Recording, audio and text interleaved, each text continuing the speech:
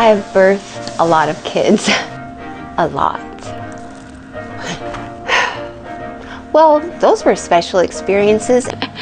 I have the great opportunity next month to help other birthing mothers bring their kids earthside. What does that have to do with refugees, you ask? Good question. It's kidding season. Still not following? It's that special time of year when mother goats give birth to their kids. There is an amazing little farm right here in our valley that is run by refugees for refugees. And what do they raise? Goats. Goats. And ducks and llamas and chickens and sheep. How cool is that? But what does it have to do with you? Good question. Right now, they're looking for you. That's right.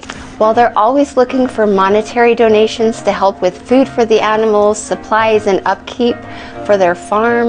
They need volunteers who are willing to come to 1 2-hour training session to teach you how to notice signs of labor in a birthing mother goat, as well as helping her during her delivery, as well as other tasks that they have on the farm right now because it's a really busy season. You would also need to be able to donate time during the next month, March, to come and put your training into action. Just stay up. You should sign up. I did.